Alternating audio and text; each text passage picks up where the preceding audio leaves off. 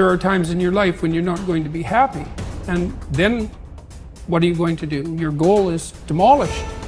And there are going to be plenty of times in your life when you're not happy. There might be years. And so it's a shallow boat in a very rough ocean.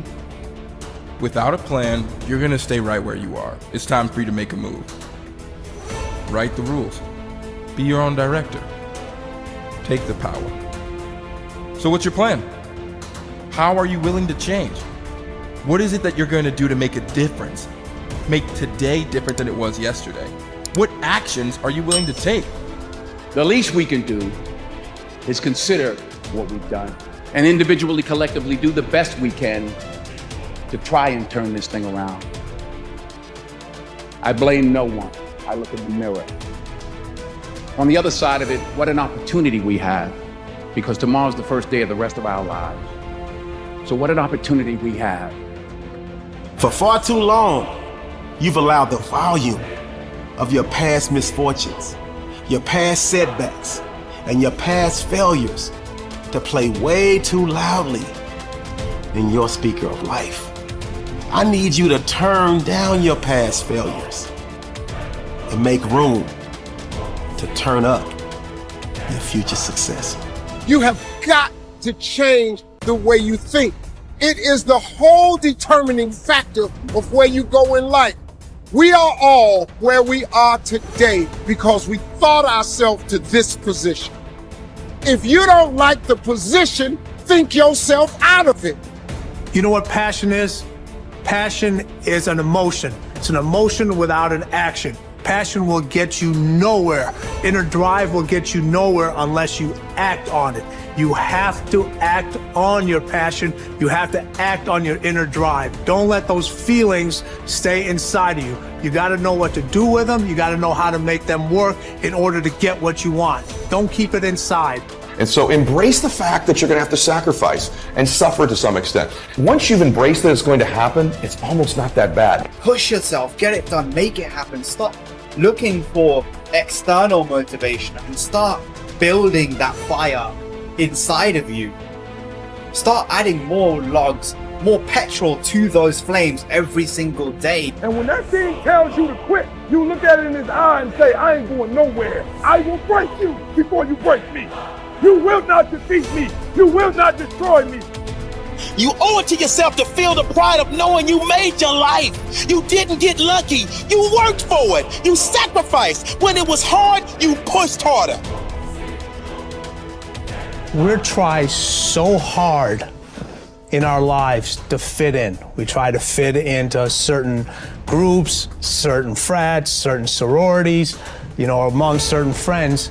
Yet the people we idolize are the ones that stand out. But when you're prepared, there is no fear. There is no fear of failure, okay? Because even if you've walked out of something and you feel like you failed at it, your preparation is so strong that you're gonna take that failure and turn it into the outcome you desire. And most people stop at failure, okay? We've all failed at things. I'm gonna continue to fail at stuff, right? It's the most powerful tool you can use, but it all depends on how you use it. We talk about it in Relentless, okay? A scalpel, okay? In the hands of an individual, it can do unbelievable damage. In the hands of a professional, of a doctor, it saves lives. So it's the same thing with failure. It's how you use it. It's that drive inside of you, okay? It's what we talk about, the dark side. The dark side is filled with failure, but it's the fuel that burns you like something that's never burned inside you before. Fully mature people accept that their actions have consequences. A fully functioning adult knows that he or she can choose an action, but once the action is taken, both predictable and unpredictable consequences will follow. The true adult accepts that for every cause there will be an effect. For every action, there will be a reaction. You can choose the action before you act, but you cannot choose or control the consequence or reaction afterward. Intelligent adults are very careful about the thoughts they think and the actions that they take. They do not fool themselves or engage in self-delusion. They don't pretend that things might happen differently, nor do they trust to luck. inactions also have consequences. What are called crimes of omission are often more serious to your long-term prospects than the mistakes you make. Omitting to think through your values, set clear goals, make plans, commit to excellence, and so on, can be disastrous to your possibilities of great success. The starting point of success is the acceptance of reality. What cannot be cured must be endured. Often people will come to me with challenges they are facing, and I will ask them this simple question: is this a problem or is this a fact? If it's a problem, it's amenable to a solution. There is something that you can do to change it. If you are not happy with the situation, it is up to you to go and do whatever you can to resolve it. A fact, however, is different from a problem. It is something that exists, like the weather, like rain or snow. There is nothing that you can do about it. You can solve problems, but the reality principle says that you have to learn to live with facts. Something unfortunate that has happened is a fact. A sale that did not go through, a business deal that collapsed, a relationship that didn't work out. All of these are facts. Many people waste an enormous amount of emotional energy struggling with facts when they would be much better off concentrating on doing better in the future. Your goal is to be happy, confident, and optimistic. The way that you achieve this is by making these positive responses so automatic that you remain predominantly happy, confident, and optimistic no matter what happens. You can achieve this result by taking specific, proven, practical steps that have been used by millions of people and which work with virtually unfailing certainty. The starting point is accepting complete responsibility for every aspect of your life. The law of sowing and reaping, whatever you sow or fail to sow, is going to determine what you reap in the end.